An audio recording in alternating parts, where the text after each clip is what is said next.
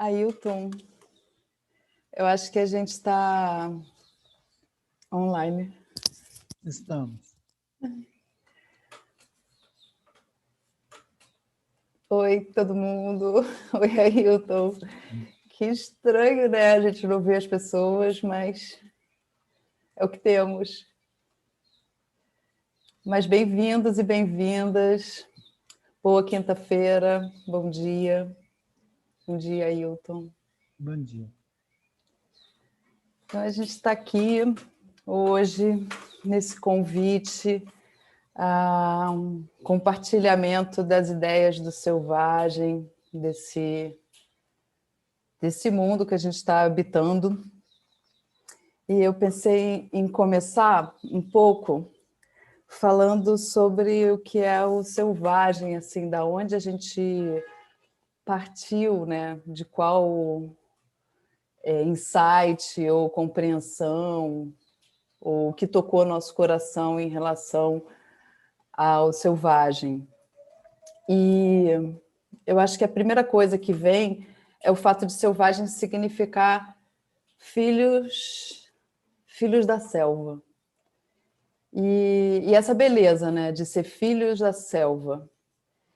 E a gente pensou muito nessa questão, eu acho que veio muito do Barbosa Rodrigues, do livro Mibaé Kaá, que ele falava da sistematização da natureza pelos botânicos naturalistas e como o selvagem, e ele usava essa palavra, e ali no começo do século XX dava uma impressão um pouco pejorativa, embora no texto dele venha com muita ironia em relação a esse termo que foi cunhado naquele momento, ou mais usado, não foi cunhado, mas estava sendo mais usado naquele momento, como uma visão de que a cultura chega até determinado lugar e depois, quando não é cultura, é selvagem.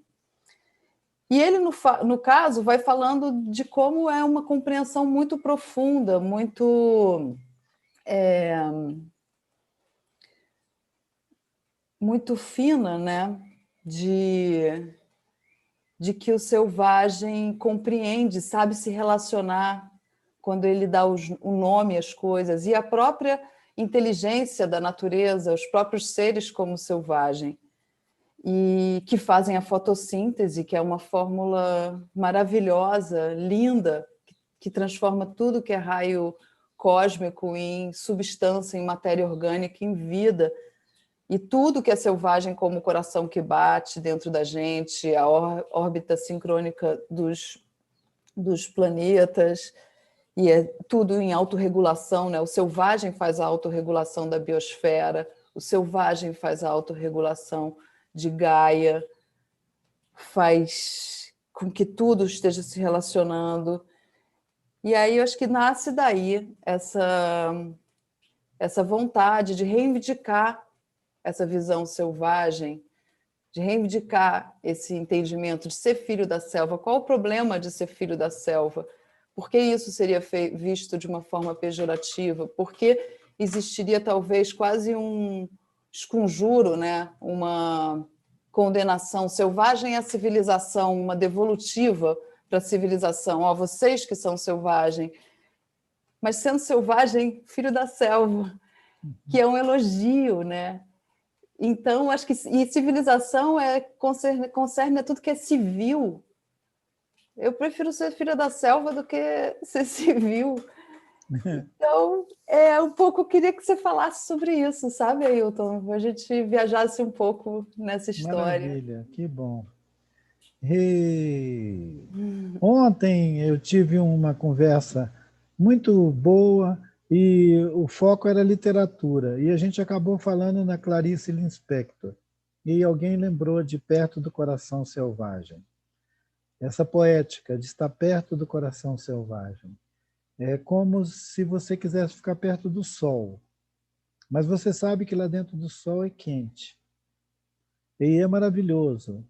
E perto do coração selvagem é perto do sol. É dentro desse átomo. E diferente de uma apreciação moral, tipo civilizado, selvagem, eu tenho observado o selvagem como vida. A vida é selvagem. a expressão da vida. A vida no entendimento do que o nosso querido Emanuele Costa chama de metamorfose, ela não tem esse parâmetro humano, especificista do humano. Ele não é especista, ele não busca a espécie. Ele atravessa a espécie, todas as espécies. É por isso que uma árvore já foi pedra, um rio já foi nuvem. Então é tão maravilhoso. Imagina, você olha uma nuvem e vê um rio. Então é uma experiência de evolução. É uma evolução, mas não no sentido careta do que foi pensado no século XX, a evolução. Aquela coisa como se estivesse acontecendo fora da gente, que é muito inspirada na ideia de cultura e natureza. Então é uma evolução prisioneira dessas duas linhas, cultura e natureza.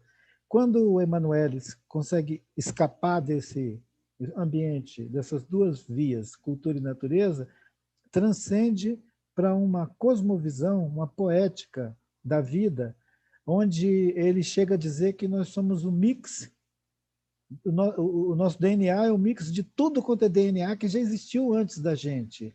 Então, isso é um maravilhamento, porque isso nos põe na origem da vida. Isso nos põe, de uma maneira maravilhosa, numa outra perspectiva de transformação, que liga a gente com as mitológicas, que liga a gente com as coisas que o Lévi-Strauss foi caçar há um tempo atrás, mas que antes dele os naturalistas já faziam. É claro que para um naturalista do século XVII, XVIII, selvagem não era o oposto de civilizado. Selvagem era aquela verdade natural que eles buscavam da vida. De onde é que veio tanta profusão de vida? Aquela se virando nas montanhas, no Everest, no Himalaia, na África, nos desertos da África, nos Andes, era procurando fonte da vida. A piração deles era onde é que está a vida. E é muito interessante porque é a experiência infantil de nós, os humanos, ficarmos caçando a origem da vida, quando ela, na verdade, é quem fala através da gente. O Drummond, naquele poema maravilhoso, O Homem e Suas Viagens, ele fala que o homem, chateado daqui da Terra, porque era um lugar sem graça, sem diversão, ele inventa de ir para o espaço, ele vai caçar coisas no cosmos. É a mesma coisa que os naturalistas faziam, eles estavam caçando vida, caçadores de vida. E o poeta diz que a grande viagem, a dangerosíssima viagem de si para si, é o que o humano tem que fazer. E isso não é uma mensagem mística. Diferente do que alguém pode pensar, o Drummond está sugerindo que tem uma transcendência espiritual que o homem deve buscar em algum lugar. Não, o que ele está dizendo é o seguinte, nós já somos a vida. A gente não precisa procurar em lugar nenhum. E eu acho isso tão maravilhoso, isso dá um sentido de confiança, dá uma firme confiança na gente de que a vida é maior do que qualquer observação que a gente possa produzir, inclusive a ciência.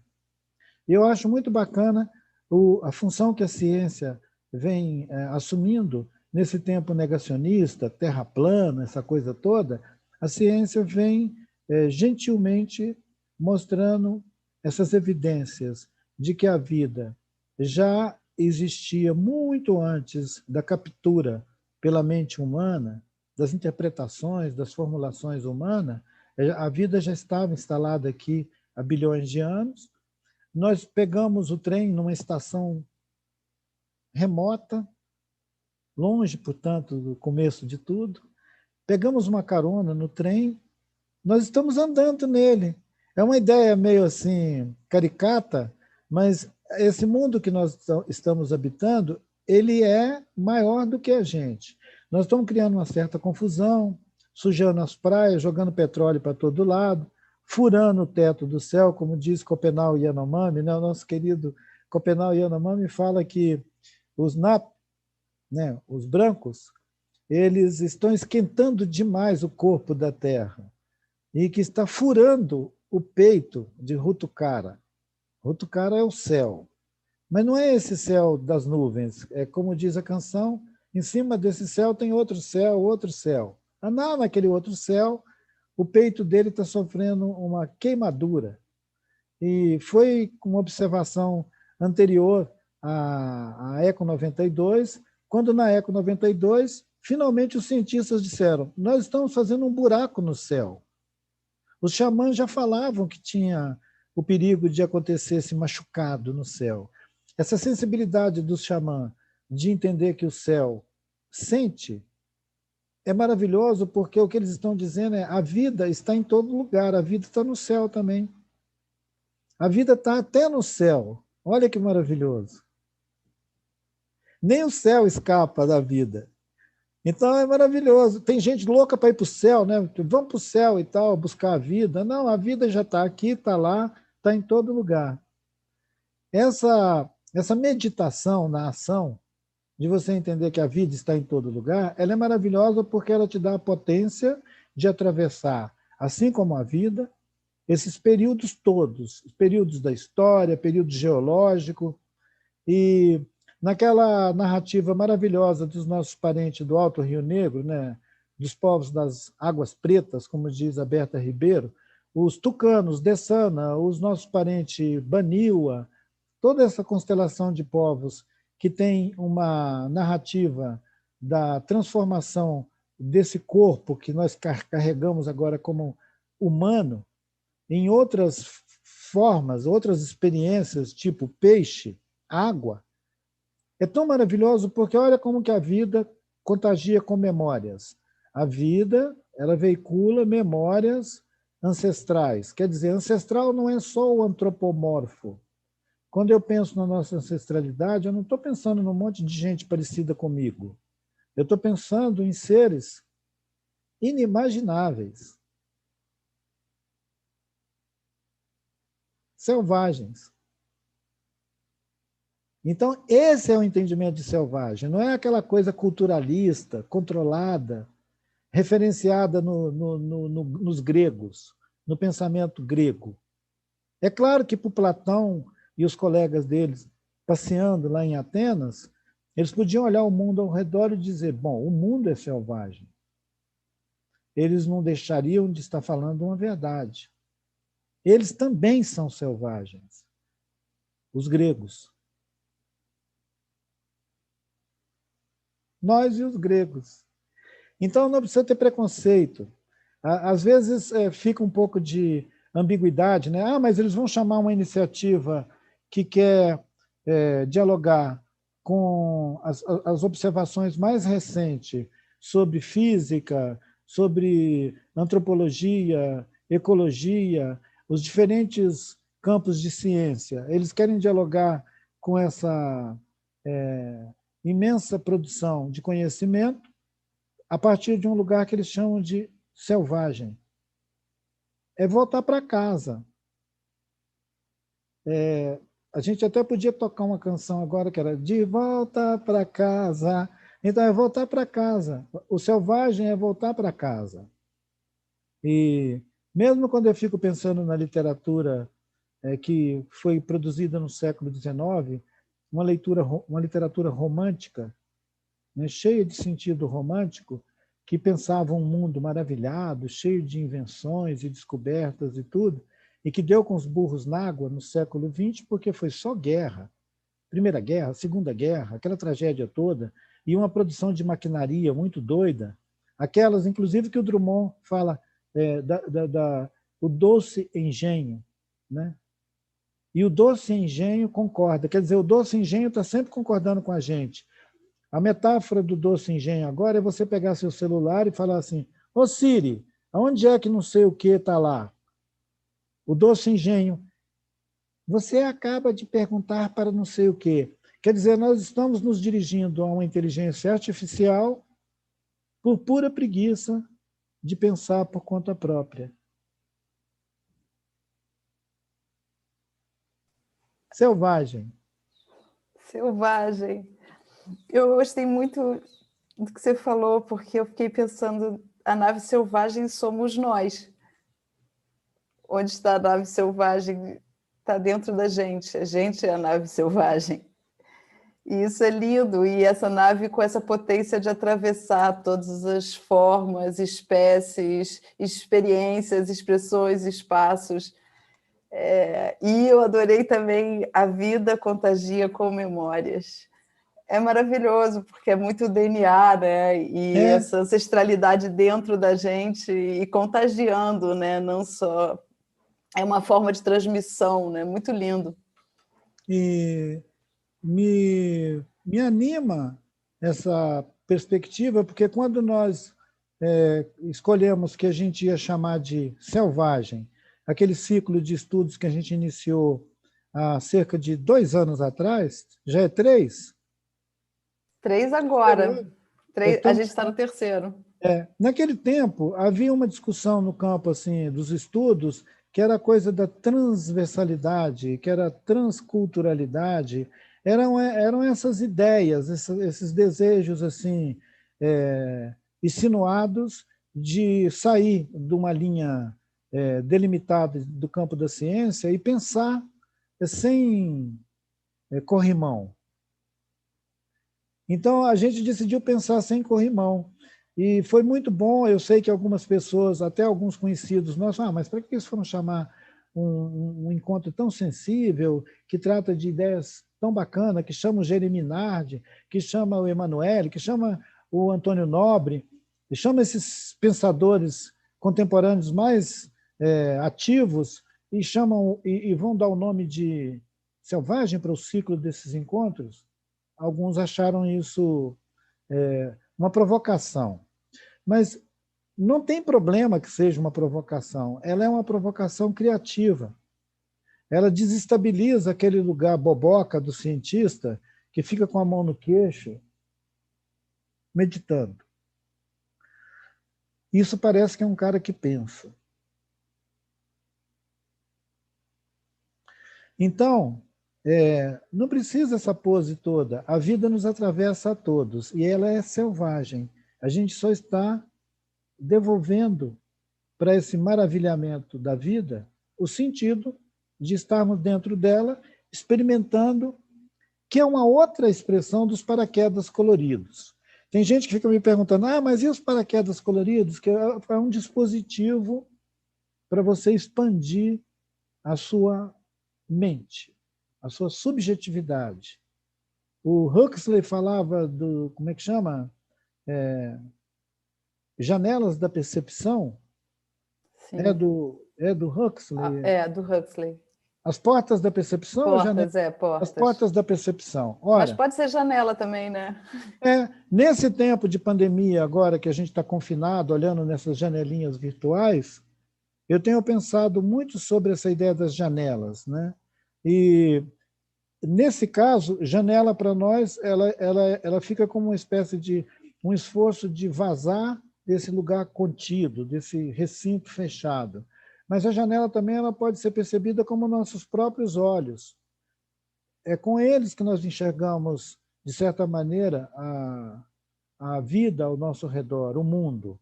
Depois nós experimentamos com o tato, experimentamos com outras sensibilidades, mas a primeira visada da gente do mundo é dessa janela dos óculos, ocular, né? E a série de encontros que a gente pôde fazer presencialmente, elas me ajudaram muito a pôr o pé no chão, a sentar assim, feito aquele banquinho que os Kumu põem o banquinho, né, no chão, assentam bem instalado, e aí o corpo do xamã e o banquinho ficam todos já na nave, e uma das coisas que nós íamos conversar é onde está a nave do selvagem nos estudos que a gente começou no Jardim Botânico, com o auditório cheio de gente, todo mundo se abraçando, o pessoal fazendo a defumação do auditório, aquele teatro Tom Jobim lindo, toda aquela euforia de estar no meio do Jardim Botânico. De um ano para o outro, a gente foi percebendo que a lente estava fechando. A gente sentiu isso. O último encontro que nós fizemos, a gente sentiu que não ia poder fazer ali mais. Não só a circunstância política da gente ter um governo que hostiliza a floresta, né, que taca fogo na floresta, mas a própria realidade política do país foi constrangendo a gente a não poder mais fazer o encontro presencial. Não foi só a Covid, né, o risco de contágio, essa coisa. Um conjunto de situações que moveu a nave, moveu a gente para um outro lugar. E esse lugar que nós estamos experimentando agora, que é fazer esses encontros virtuais, eles têm me feito pensar como nós podemos distinguir essa experiência dessa fúria de audiovisual e de virtual que está virando o cotidiano. Porque a pessoa está trabalhando com a internet, as crianças estão sendo constrangidas a ter aula na internet. Eu falo constrangido porque toda essa abordagem das crianças, ela sempre foi autoritária, né? Aí agora, pôr uma criança diante de uma tela, para ele ficar tendo obrigatoriamente uma rotina de aulas, eu acho uma fúria de frequentar esse ambiente virtual que a gente precisa ter um senso crítico sobre ele. Eu mesmo já estou sentindo um limite na minha dedicação a essa coisa de 10 horas da manhã você está falando através de um telepata,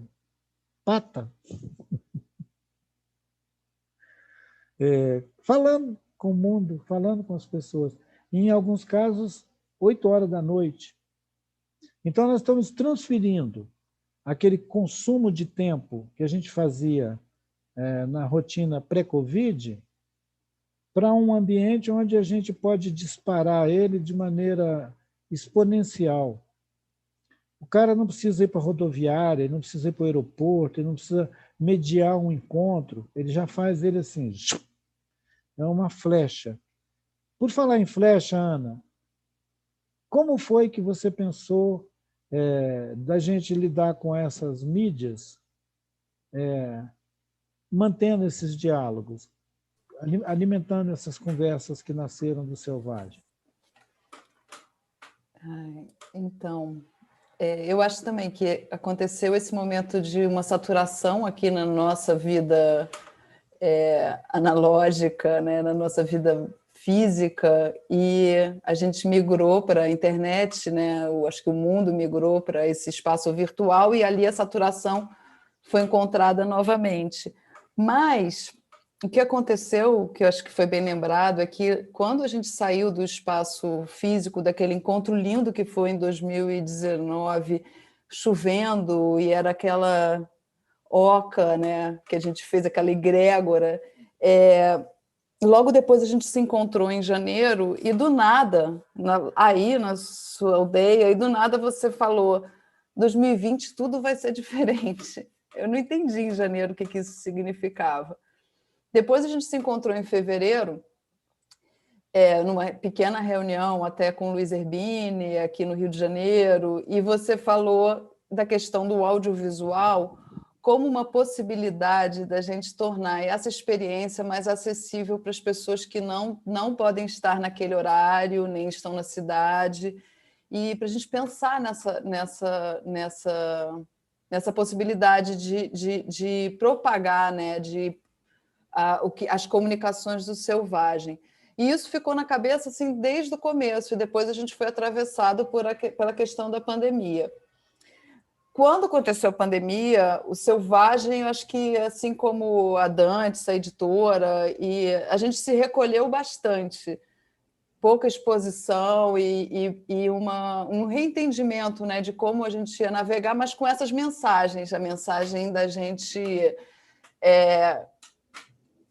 oferecer esses assuntos que falam da serpente cósmica, do DNA, da biosfera, da metamorfose, das plantas, né, professoras. Como é que a gente poderia colocar esses temas, esses assuntos mais acessíveis, mais disponíveis para as pessoas e para os leitores, além dos livros que a gente já publica.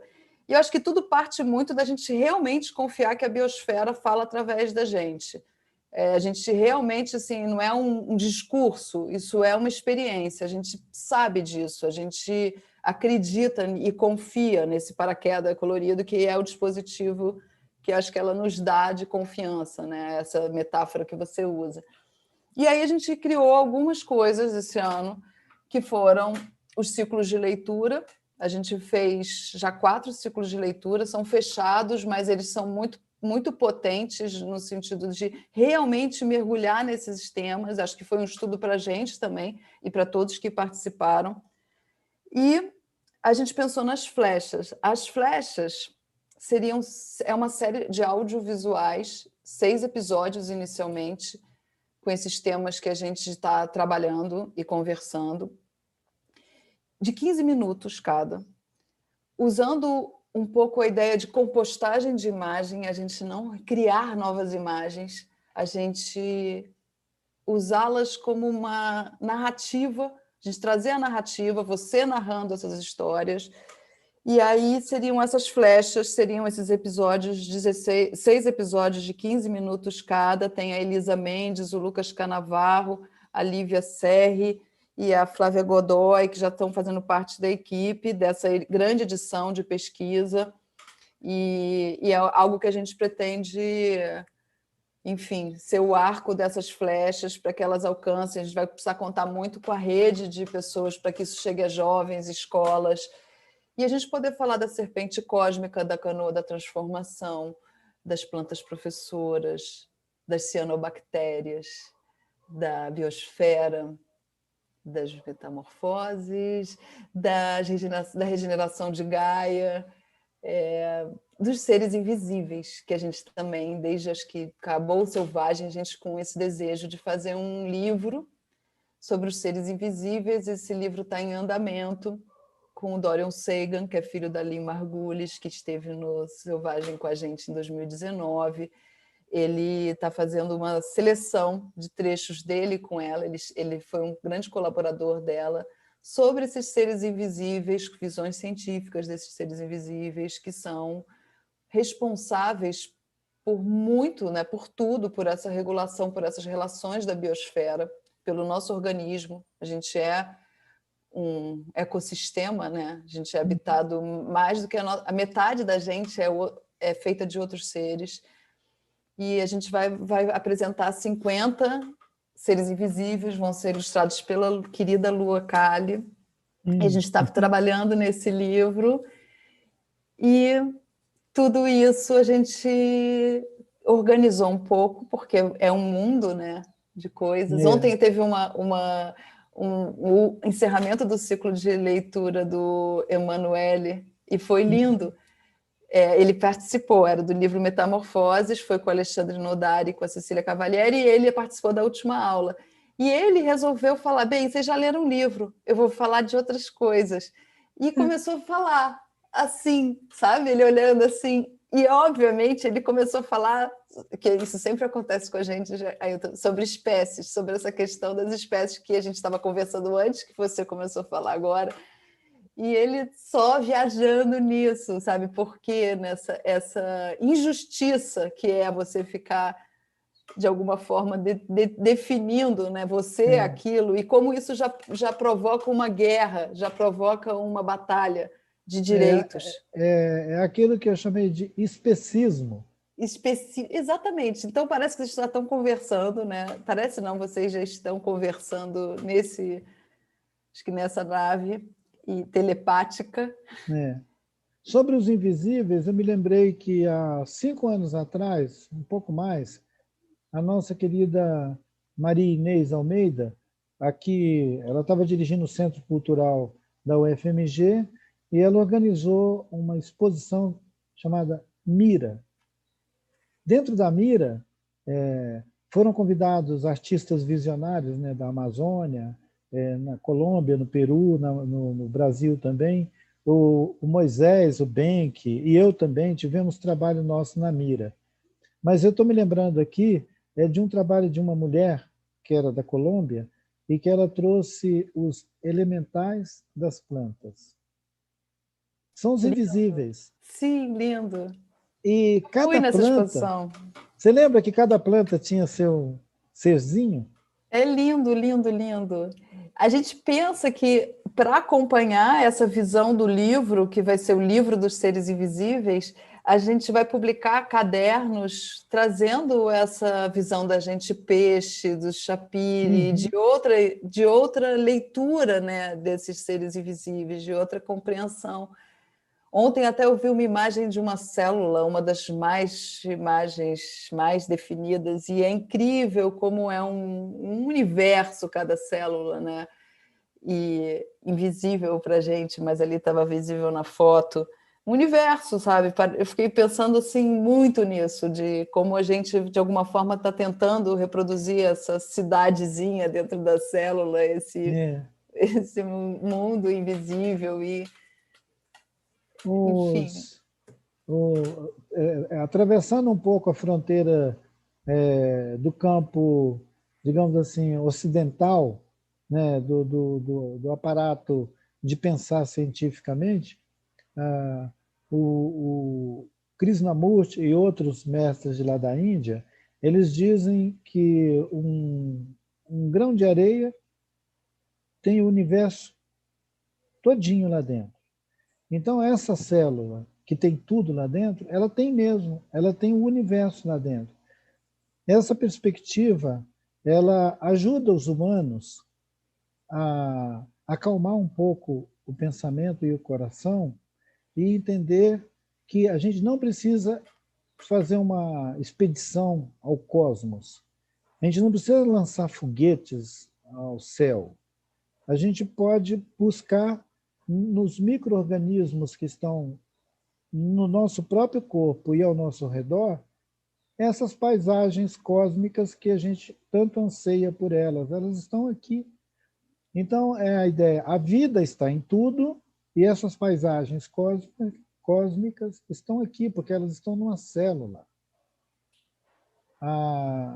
Aquela conversa sobre, mas será que a vida teve origem aqui na Terra, nessas especulações? Ora, tipicamente é uma questão do especismo. É a típica questão que só podia ser posta pelos humanos. Nenhum outro ser põe esse tipo de questão, porque eles estão no fluxo da existência de uma maneira tão plena que é só produção de vida. É o encantamento, né? É, É. é isso que muitos amigos nossos buscam quando vão fazer meditação, quando fazem um retiro, quando sai fora do barulho para poder acalmar a mente. E eu tenho dito para as pessoas, olha, você não precisa sair daqui do planeta para isso. Pode fazer aqui mesmo. Sim. Experimentar esse contentamento com a vida. E não espernear tanto. Nós estamos passando por um período agora que está acumulando muito prejuízo para a nossa sensibilidade. A primeira delas é que a gente não pode sair por aí abraçando, mexendo, brincando com as outras pessoas. Isso afeta profundamente o nosso sentido de estar vivo. Mas a gente pode, digamos, melhorar um pouquinho, como se estivéssemos fazendo um chá suave, para a gente suportar essa experiência sem deixar ela se instalar no organismo da gente. Seria mais ou menos assim, eles tiveram contágio, mas não foi sintomático. É um contágio assintomático, já que nós estamos vivendo nessa espécie de hospital geral, a gente acaba integrando no nosso vocabulário esses termos sanitários, né? Então, tudo bem, vamos nos relacionar com essa experiência do confinamento temporário como um contágio sem os sintomas. Não precisa ter os sintomas.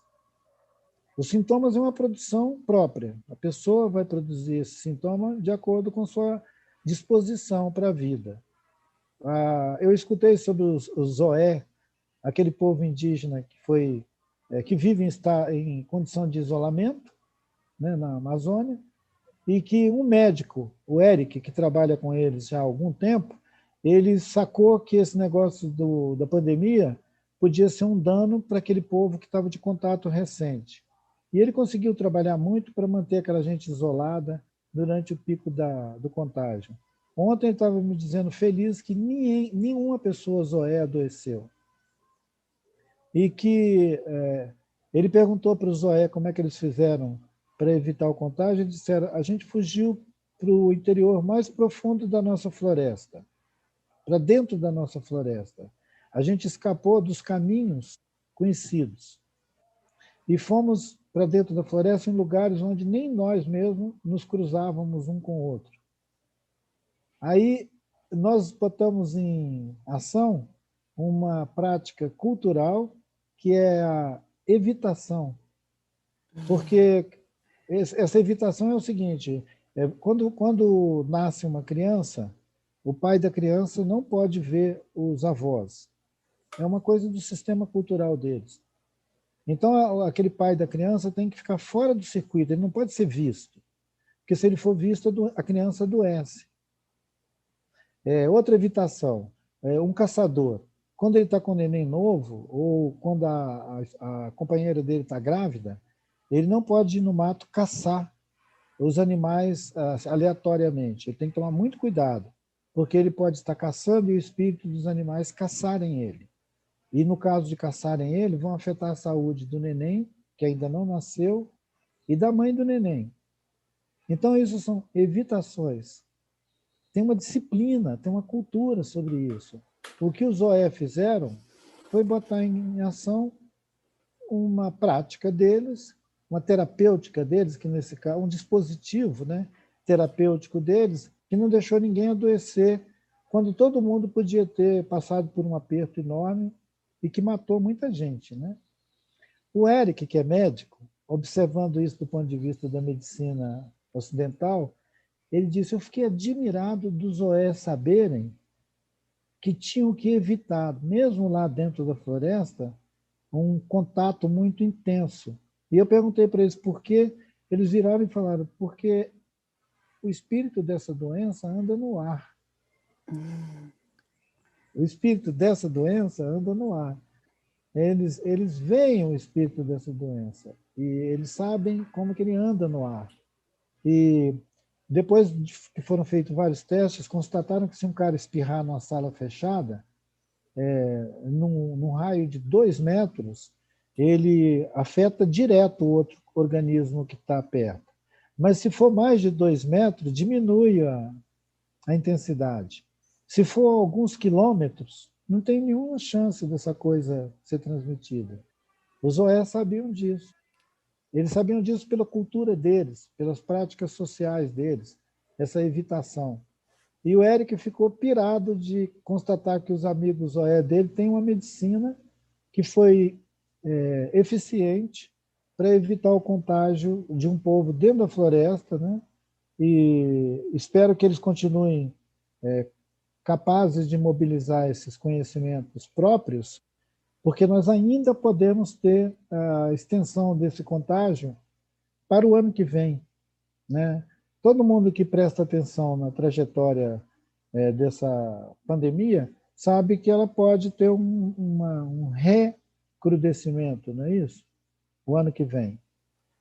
É claro que a gente queria, claro que a gente queria fazer o Selvagem na praça, né? Sim, com na gente. praça, com gente. Mas vai acontecer alguma hora. Eu acho que é um caminho que a gente está atravessando nesse momento e dentro dessa medida do possível, né? Que é a única medida, acho que existe, né? Agora, é uma medida que é o que é possível, e dentro disso, do possível, eu acho que a gente está trabalhando para que o Selvagem exista, né? Continue, mas... E nisso a gente fez essa plataforma também agora, né? Que a gente chama de plataforma, mas na verdade é um site. E isso foi um grande passo, porque a Dantes é uma editora muito pequena, tem 26 anos, mas a gente editou pouco, e sou eu, o Lucas, o meu filho, a Madá, colaborando com o Selvagem, o Digo, meu marido, e a gente está fazendo tudo dessa forma muito artesanal, familiar.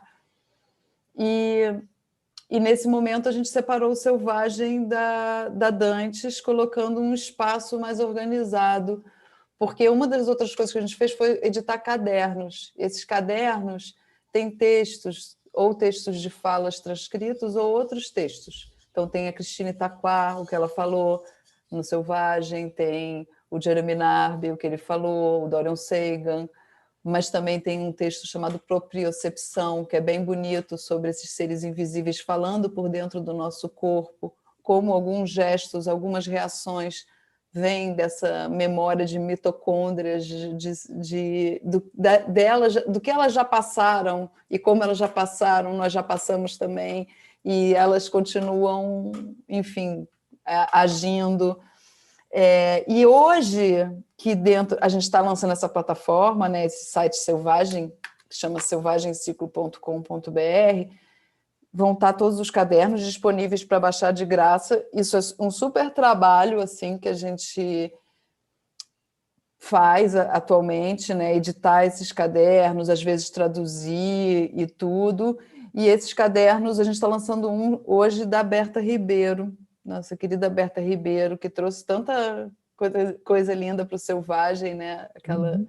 Trouxe os os desenhos Cadivel para o livro Biosfera, essa inspiração, o próprio livro Antes o Mundo Não Existia, que foi um trabalho dela lá em 78, 79, 80.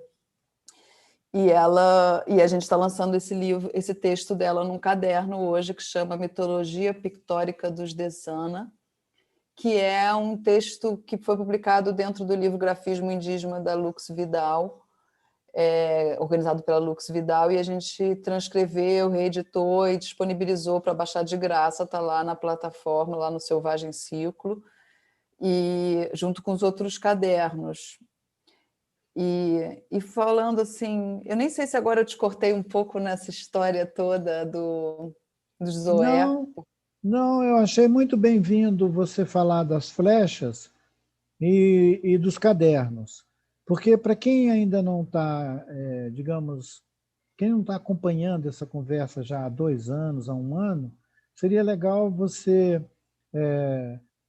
comentar esse caderno que sai agora, né, o da Berta, o que encerrou ontem uma leitura, houve uma leitura. Era legal você fazer um comentário sobre o que são as leituras e que relação que elas têm com os cadernos.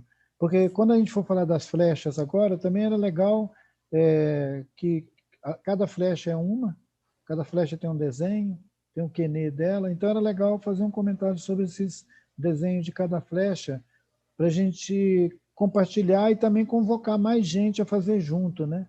Exatamente. Exatamente. Então, eu acho que eu tenho que explicar assim, Selvagem aconteceu presencialmente 2018 e 2019. 2020, ele se transformou, está num momento de transformação. Nesse momento, a gente começou a publicar cadernos para expandir a experiência do ciclo de estudos, né, compartilhar essa experiência mais. A gente lançou esse ano o livro Metamorfoses. Aí, dessa forma, a gente já tem 6 livros lançados que inspiram e aprofundam esses temas tratados tanto nos encontros presenciais quanto nas conversas. A gente realizou poucas conversas online, né? Você realizou com a Emanuele, com o Marcelo Gleiser.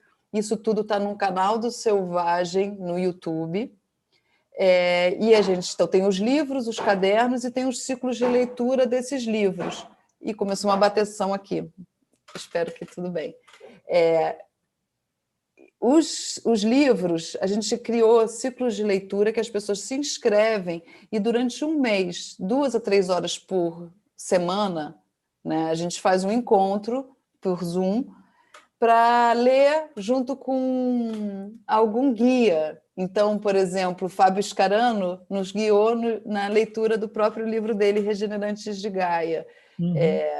A Biosfera, a gente chamou a Aline Pires, que é uma bióloga, foi lindo.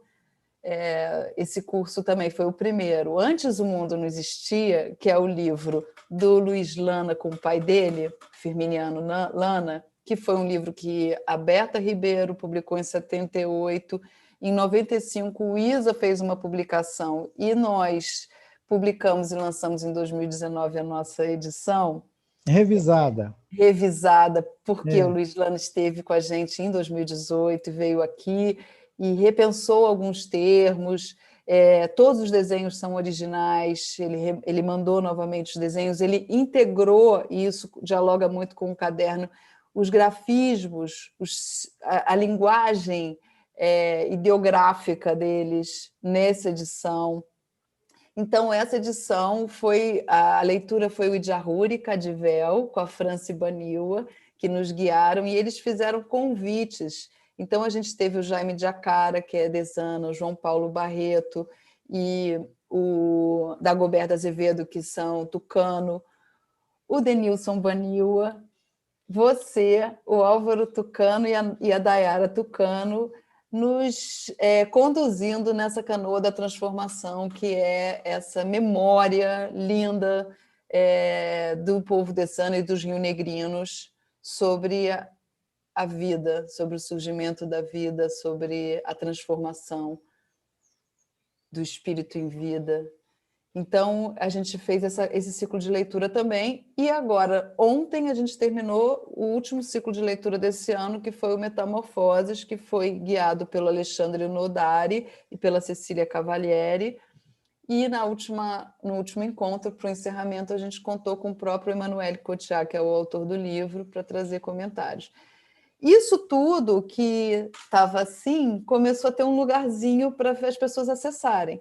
Então, esse lugarzinho é essa página, selvagemciclo.com.br, onde a pessoa pode entrar no YouTube, pode entrar nos cadernos, acessar os livros, acessar os ciclos. Lá também a gente conta um pouco dos projetos, mostra como é que a gente desenha esses projetos e também cada ciclo, por exemplo, tem uma pasta de estudo com outros livros, isso está disponível para todo mundo. E aí também tem as fotos, que são lindas, pessoas generosamente fotografaram, a Elisa Mendes fotografou, o Selvagem, as edições presenciais. E tem uma coisa que é super importante, que é uma convocação, que eu acho que tem a ver com o que você falou, de chamar todo mundo para participar, que a gente colocou um lugar chamado comunidade.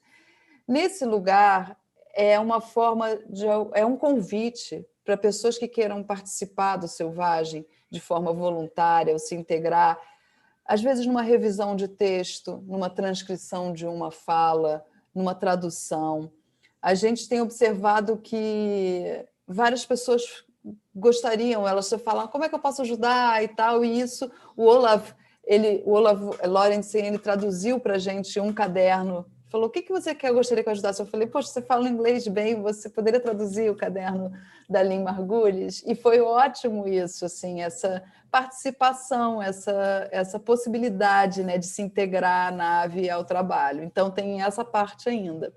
E a outra coisa que a gente tem entendido é que essa reunião e essa organização, que não é um pouco uma constelação, a página é bem solta, bem livre, bem fácil de acesso, ela pode nos ajudar nesse trabalho das flechas, porque eu acho que até essa conversa que a gente está tendo e as próximas conversas que a gente está programando, sua, com Antônio Nobre, com Moisés, são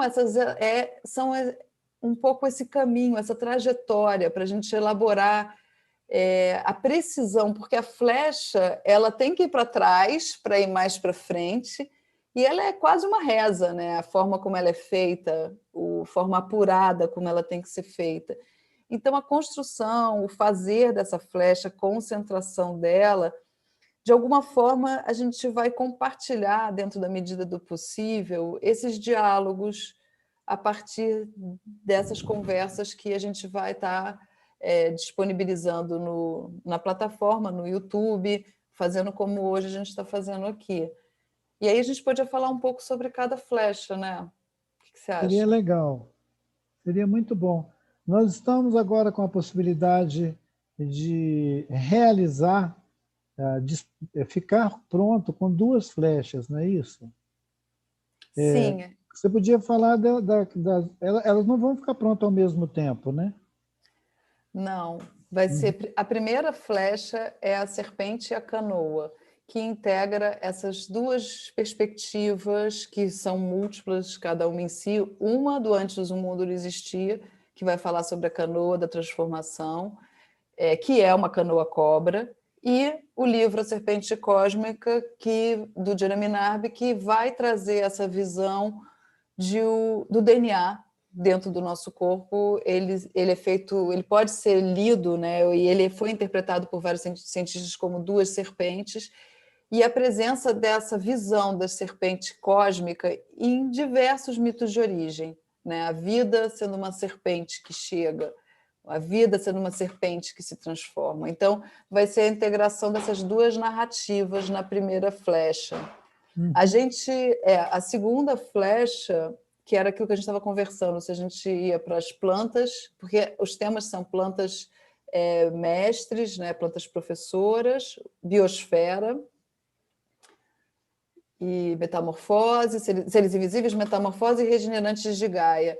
Então, assim, a segunda flecha provavelmente vai ser sobre as plantas professoras, né? Essas que nos dão, nos permitem, por elas estarem nesse encantamento, por elas estarem com essa comunicação, com essa presença de vida nessa atividade, quando você entra em contato com essas plantas professoras, seja através de uma comunhão, de uma ingestão, você adentra a possibilidade de ver e de ser ensinado e de ser revelado, né?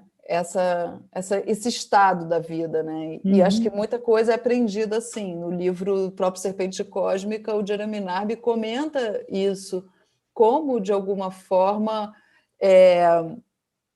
tudo já se entende, né, que os povos indígenas têm um conhecimento das plantas, né? 75% das medicinas, dos fármacos, vem do conhecimento, mas eles dizem que quem ensinou foi a própria planta. Então, pouco se respeita e se considera o fato de que é uma planta que ensina. E eu acho que a gente, né, aqui, pelo menos na Dantes, no Selvagem, isso tudo acho que faz muito sentido, né? Porque o Selvagem, de alguma forma, é consequência dessa escola viva, dos Runicuim, de um trabalho que as medicinas foram orientadoras, né? As plantas são orientadoras. Então, eu acho que é essa visão que a gente quer trazer na segunda flecha, né? Legal. A terceira flecha sobre a biosfera, e aí entra essa questão de Gaia, né? Da gente estar pensando que eu acho que fala um pouco disso a hipótese de Gaia. Ela diz, o Lovelock estaria indo para a NASA fazer uma pesquisa espacial, e aí ele fala, bem, a gente está indo pesquisar aquilo que não acontece nada e a gente não vai falar nada desse lugar que é tão único. E aí ele encontra a Lynn Margulis, que é uma pessoa que estava pesquisando justamente esses seres e essa beleza de colaboração, de cooperação, de troca, de antropofágica, porque uma parte de um ser entra em outro, e ela está falando dessa grande relação, e eles dois fazem a hipótese de Gaia.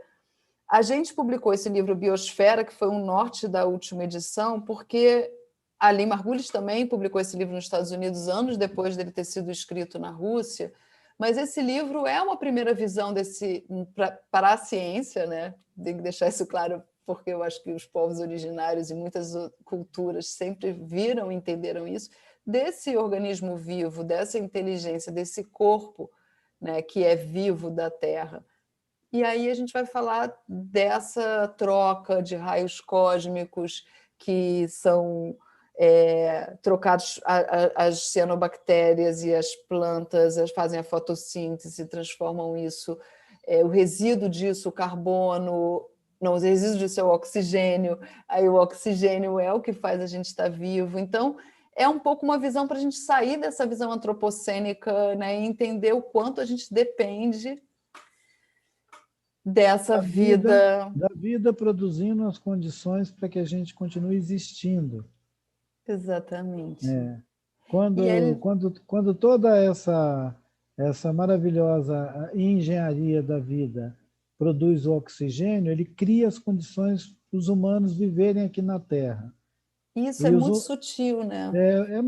essa passagem é muito difícil de perceber porque é como se o corpo não tivesse consciência de si, né? Nas tradições mais antigas, a ideia da formação da pessoa, construção da pessoa, que vem dos sonhos, né?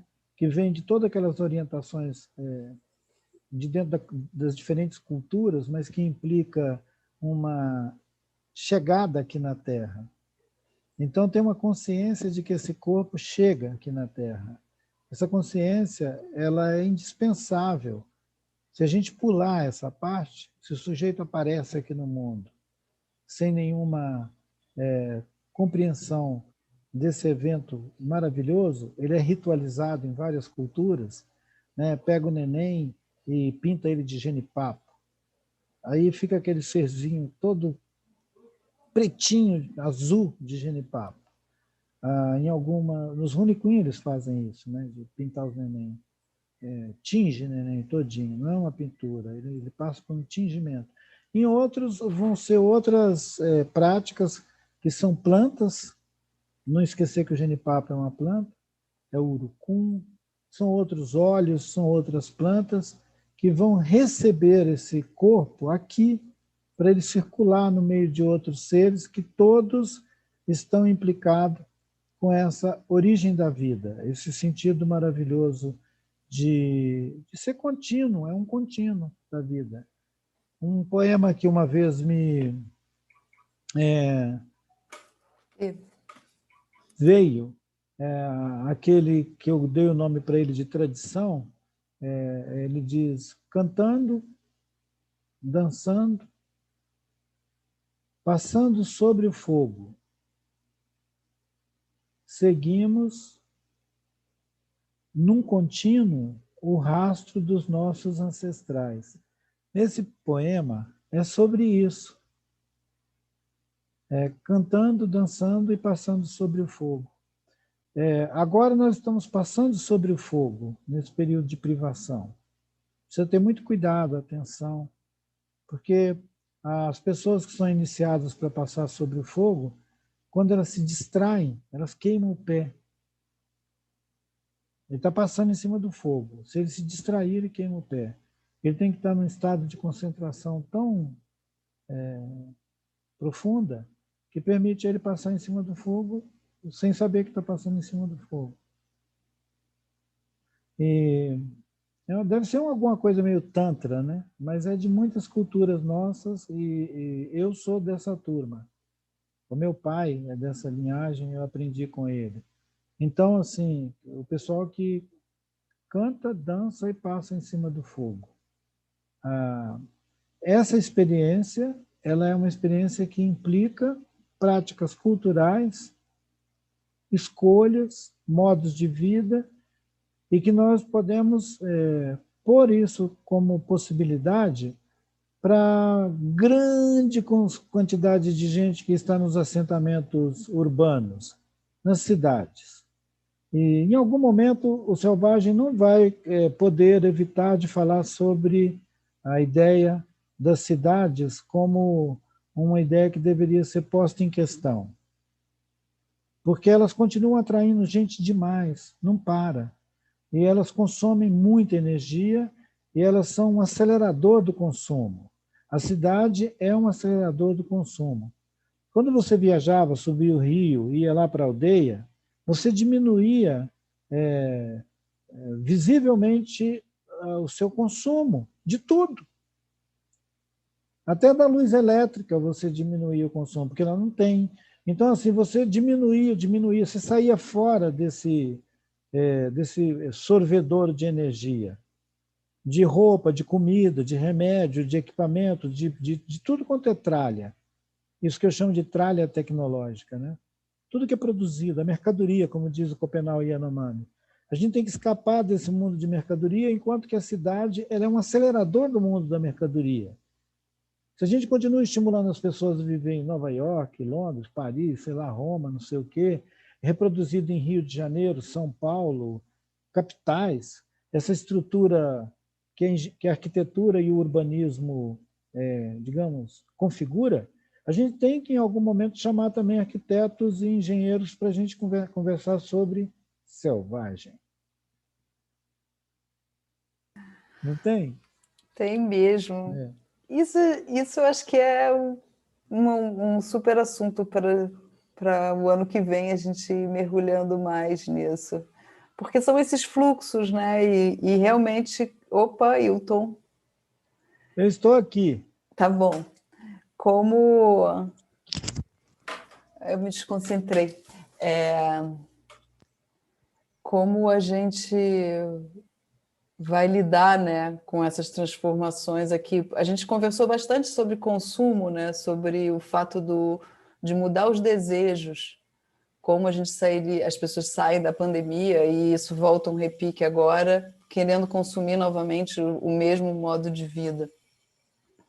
Então, acho que esse é um assunto que todo mundo está refletindo, né, ou deveria estar refletindo, porque senão esse aquecimento, essa aceleração, a gente vai comendo a paisagem, né? Tudo que a gente faz aqui na cidade, de alguma forma. Paisagem não, um planeta.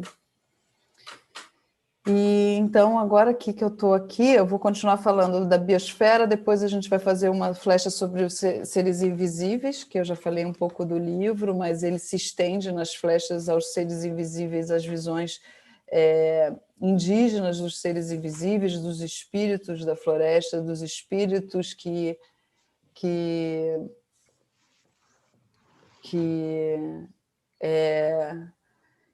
integram, né, todos os seres. E também depois a gente vai fazer uma flecha sobre metamorfoses, sobre essas transformações todas, e o ser em transformação, né? E a última seria justamente sobre os regenerantes de Gaia, que eu acho que aí fala muito sobre essa perspectiva de o que a gente pode fazer e como a nossa consciência, né, a nossa cognição, a nossa visão do lugar para as pessoas que habitam em cidade ou não cidade, como elas podem estar transformar suas vidas, suas atividades em coisas mais harmônicas, em momentos e processos mais harmônicos em relação ao planeta. Quem está se levantando e fazendo alguma coisa, que não é só discurso, né? E o discurso também vale, mas eu acho que a flecha regenerante, que vai ser a última dessa série, ela vai, acho que a cidade vai junto com ela, sabe? Esse tema. Bom, é necessário, porque eu sinto que muita gente que está já gerações na cidade, quando ele consegue plugar com a nossa conversa, ele pluga, mas ele pluga no lugar de consumidor, no lugar de consumidor de conteúdo, no lugar de quem está solidário com isso, quer aprender sobre isso, mas não sente que pode fazer alguma coisa com isso. E é muita gente, são bilhões de pessoas. Então, para a gente poder pensar as flechas alterando alguma coisa nessa biosfera, nesse grande organismo, a gente tem que botar em questão essas espécies de hematoma do organismo de Gaia, que são as cidades. As cidades são buracos escuros no planeta. Sim. Mas o iluminismo, o positivismo fez a gente pensar as cidades como lugares resplandecentes, assim, fantásticos. A eletricidade também, né? Final do século XIX, né? A eletricidade, né, que acende e eu acho que transforma tudo numa fantasia muito bonita, né, para muita gente também da cidade, né? A cidade, ela brilha, ela pisca. Então, mas nós não podemos nos esquecer que essa é a história recente das cidades. As cidades não nasceram com eletricidade. Exatamente. E elas têm uma história muito antiga. Quando você pensa em Jerusalém, Istambul, Machu Picchu ou em Tenochtitlan, quando você pensa em outros contextos, você pensa em como é que chama? Seriam metrópoles? Sim. Polis. Então, seriam polis. Essas polis existiram, mas elas não eram uma doença. Elas se transformaram numa doença quando a gente exagerou. Eu falei dos arquitetos e dos engenheiros, porque eu estou agora fustigando os arquitetos e os engenheiros, perguntando para eles o que é que vocês estão fazendo diante de tudo isso. Vocês têm uma responsabilidade muito visível. Vocês dão a base científica para levantar essas torres, esses arranha-céu e essa infraestrutura pesadaça de concreto e ferro por onde vocês passam, né? O Emanuele fala que a lagarta é um feixe de tubos digestivos, né? Que ele só existe para comer, comer, comer, não é assim? Os engenheiros e os arquitetos estão transformando a função deles, social deles, numa produção de concreto e ferro. Então, eles são uma lagarta ao contrário. Então, eu estou pegando no pé deles. Eu estou dizendo, vocês têm que pensar alguma coisa. Vocês não conseguem pensar outros assentamentos, além desse modelo duro de concreto, ferro, cimento, né?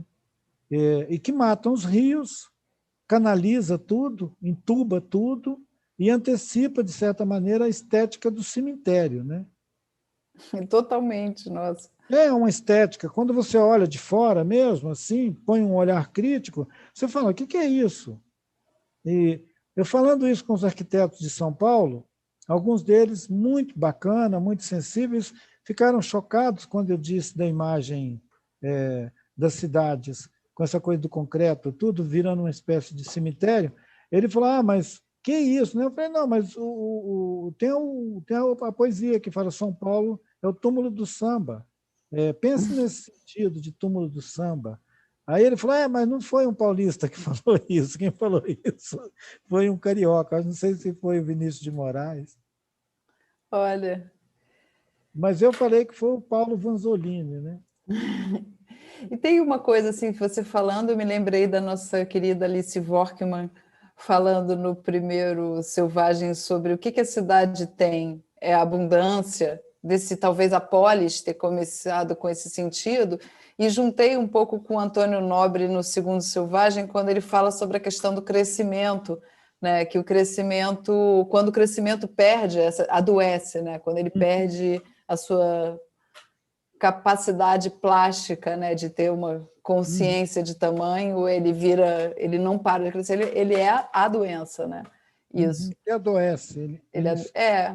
Ele adoece e o vira crescimento doença. Que não para se doença. Transforma, é doença. É muito incrível isso. E eu acho que realmente nesse ponto, assim, se a gente pensa que a última flecha está trazendo esse assunto, vai tratar desse assunto, tem dois sonhos que surgiram esse ano que tem muito a ver com cidade.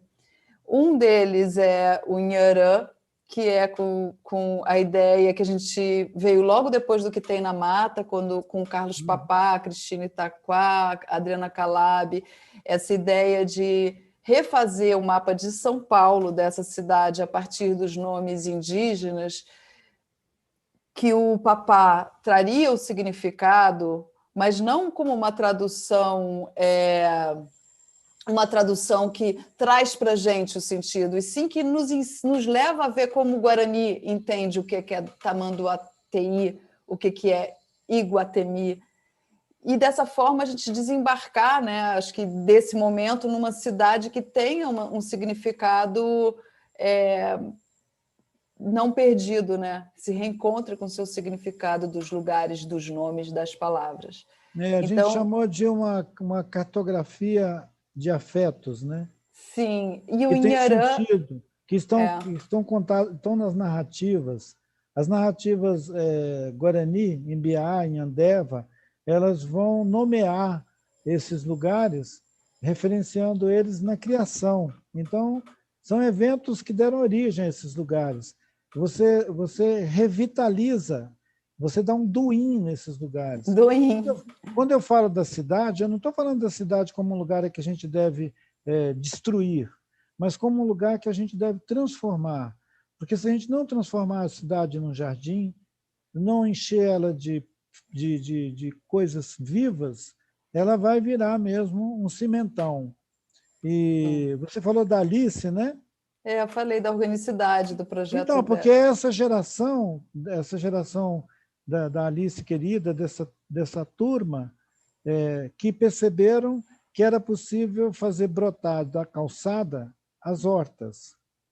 E foram atrás também das plantas não alimentícias, né, as punk.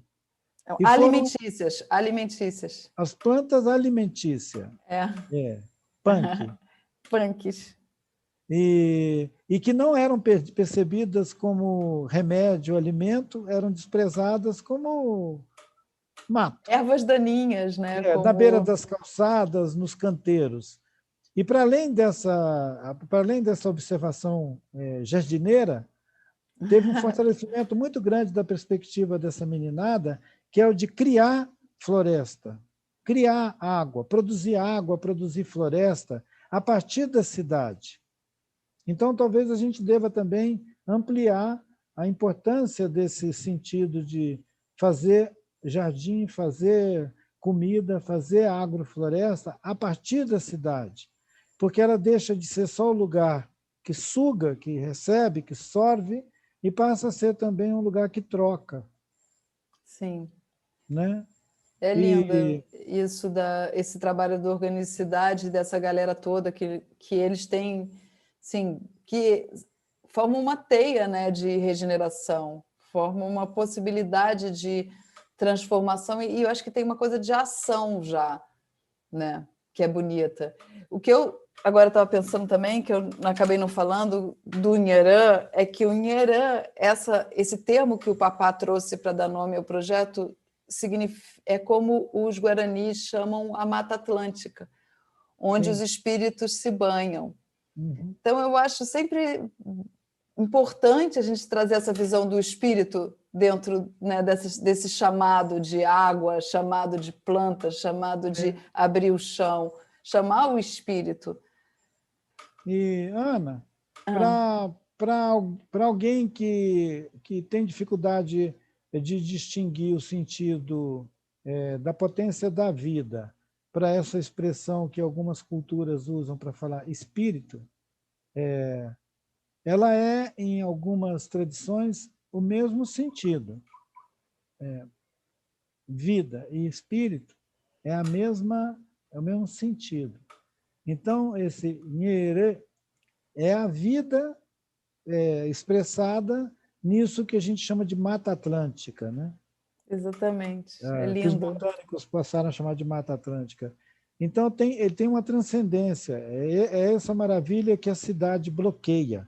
A cidade entra como um bloqueio dessa poética de vida entre o lugar, né, o Inherê, esses sítios que vão ser nomeados nessa cartografia afetiva de São Paulo, para ressaltar o sentido de cada um daqueles lugares, inclusive dos rios que estão escondidos debaixo da laje, né? A gente se referiu ao Tamanduateí, né? Esse nome tão Sim, bonito, escondido debaixo de uma laje, porque esse rio ali perto o vizinho dele parece que é o Ipiranga, né? Eles são todos ali naquela parte. Imagina aqueles bosques e aqueles rios. eu Por, acho que por, por que a arquitetura não conseguiu evoluir junto? Por que ela não andou junto? Ela teve que suprimir a paisagem para imprimir a cidade. eu acho que ela entrou muito em guerra com essa intensidade da vida. Acho que é muito um medo, sabe? Um medo dessa força, né? Um Da medo, enchente, da medo chuva. da enchente, do mofo. Tudo Né? é vedado. A arquitetura, a cidade, ela foi transformando tudo impermeável, né? Não aceita a troca.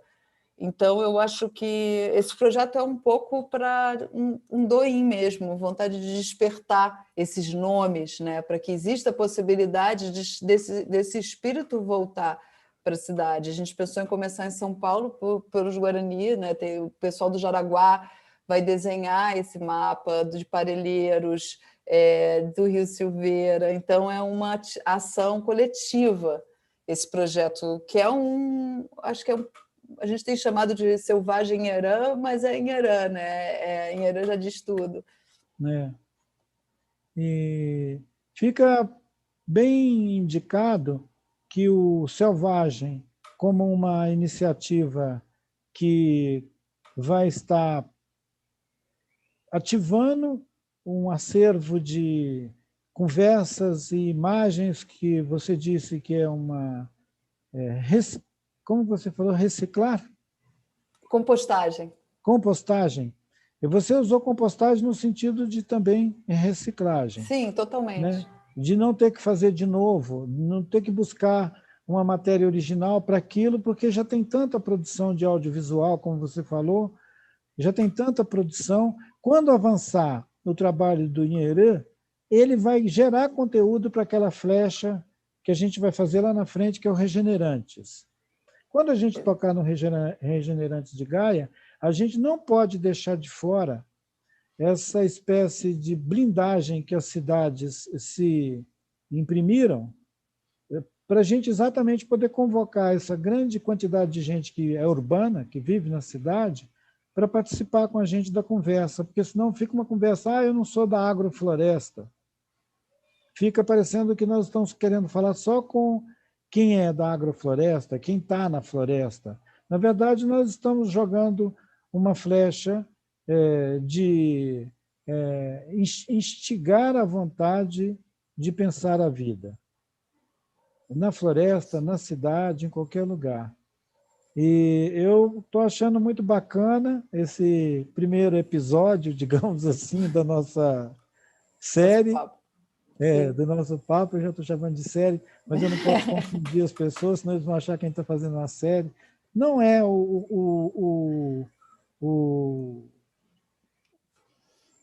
a diagramação dessa revista não é uma série, não é isso? Talvez esse ambiente que precede as flechas seja um desenvolvimento parecido com uma revista. Eu acho que Para a gente sair dessa estética de live, porque senão vai ficar Sim. tudo live, live, live. Então, eu acho que era legal a gente fazer um ensaio mesmo com esse experimento nosso, com o sentido de uma revista.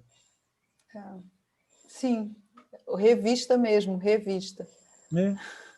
Uhum. Eu acho que é... E também tem isso, né? Todos os projetos do Selvagem, não existe assim um design do Selvagem, não existe uma ideia que depois é interpretada como um desenho. Uhum. Ele é um rascunho eterno. Todo Selvagem, quando a gente está produzindo, um dia aquilo que virou o rascunho, porque a gente desenhou para entender, para se explicar e tal, vira o que é comunicado, vira o que vai para divulgação, né? Ou mesmo, aí isso, assim, os projetos que a gente chama de projetos ali, na verdade, são rascunhos, e a gente aqui está rascunhando essas flechas de uma forma aberta. Eu estou preocupada agora com o tempo, Ailton, já são 11h30, e como você falou da série, eu fico com a sensação que a gente vai continuar esse papo, que é muito bom, mas talvez ele seja longo já, né? Não sei. Então, o que eu sinto é o seguinte, nós tivemos a oportunidade de compartilhar com quem nos acompanhou até aqui o processo que permitiu brotar o Selvagem, a experiência dos encontros presenciais, a transição para esse tempo de confinamento e a intenção de fazer as flechas. Eu acho que os encontros, as flechas, eu acho que a gente conseguiu compartilhar para quem vai andar na viagem com a gente daqui para frente uma boa direção assim para compartilhar. Eu acho também que estender além agora também fica um programa muito longo para todo mundo. Sim. Né? E eu pensei só agora que, porque nessas rodas, né, que são as rodas de conversa, de pensamento, tem agentes que são importantes, que são apoiadores, e isso é legal deixar claro, é que o Selvagem ele nunca teve um grande apoiador, ele é uma costura de esforços, de apoios, na medida do possível, de cada instituição, ou pessoa, ou amigo, ou galera, enfim. E aí a gente tem esse suporte, assim, a gente está conseguindo agora organizar, fazer um sitezinho, né, para o selvagem, porque entrou o Instituto Clima e Sociedade, a Conservação Internacional com apoio para isso. As flechas estão sendo, cada flecha vai ser apoiada por algum dos apoiadores. Os apoiadores estão todos na plataforma, no Sobre, onde a gente conta quem somos nós, quem está fazendo parte da constelação, e eu acho que eles também fazem parte dessa constelação, né? Às vezes, quando uma embaixada ajuda a traduzir um livro, como o do Metamorfose. Então, a gente é muito grata a essas forças que estão se reunindo, né?